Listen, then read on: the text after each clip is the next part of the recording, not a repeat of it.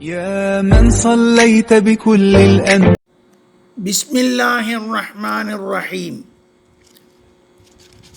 சர்வதேச பாடசாலை மனித வளங்கள் திருப்தியடையக்கூடியவாறு இருக்கின்றனவா? அநேகமான பாடசாலைகளில் பெரும்பாலான ஆசிரியர்கள் கல்வித்தகைமை மிகவும் குறைந்தோரே ஆவர். கேப்போத்த சாதாரண தரம் கூட சித்தியடையாதோர் அல்லது மிக குறைந்த அளவு சித்தியை பெற்றோரே ஆசிரியராக நியமிக்கப்படுகின்றனர். இந்நிலை ஏற்படுவதற்கு பின்வருபவை காரணிகளாகும். 1. குறைந்த வேதனத்துக்கு ஆசிரியர்கள் நியமிக்கப்படுகின்றனர். 2.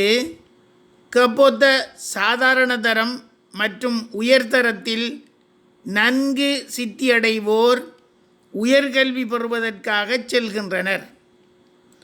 3. இவர்கள் அரச துறைகளில் வேலைவாய்ப்பு பெறுகின்றனர். 4. சர்வதேச பாடசாலை ஒன்றில் ஆசிரியையாக பணியாற்றுவது மணப்பெண்ணுக்குரிய விசேட தகைமையாக கொள்ளப்படும் நிலை முஸ்லிம் சமூகத்தில் காணப்படுகின்றது. இதனால் பதவிக்காக போட்டி போடுகின்றனர். தவிர இங்கு கற்பிக்கும் அநேக ஆசிரியர்களின் ஆங்கில அறிவு மிக மட்டமானதுதான். தாய்மொழியில் கல்வி கற்ற பலர் சர்வதேச பாடசாலைகளில் ஆசிரிய சேவைக்கு உள்வாங்கப்படுவதால் அவர்களின் ஆங்கில மொழி எழுத்து மற்றும் பேச்சாற்றல் மிகச் சாதாரண நிலையிலேயே உள்ளதெனலாம். மிகச்சில ஆசிரியர்களை தவிர மற்றையோர் தமது திறனை வளர்த்து கொள்ள முயற்சிப்பதும் இல்லை என்பது மனங்கொள்ளத்தக்கதாகும். கற்பித்தல் கற்றலில் வியத்தகு மாற்றம் ஏற்பட்டு வரும் தற்காலத்தில் பல்லூடகம் மல்டிமீடியா போன்ற பல்வேறு துணை சாதனங்கள் பயன்படுத்தப்பட்டு வருவதை நாம் அறிவோம். எனினும் அநேகமான சர்வதேச பாடசாலைகள் இன்னும் பாரம்பரிய கற்பித்தல் கற்றல் முறையில் மாத்திரமே தங்கியிருப்பது கவலைக்குரியதாகும். கல்வித்தகைமை மாத்திரமல்ல, தொழில் தகைமையிலும் இதே நிலைதான். கற்பித்தல் கற்றல் துறையில் எந்தவித பயிற்சியும் இல்லாது இவ்வாசிரியர்கள் இப்பணியை செய்கின்றனர். சிகை அலங்காரம் செய்யும் நாவிதன் கூட பயிற்சி இல்லாமல் அத்தொழிலை செய்வதில்லை.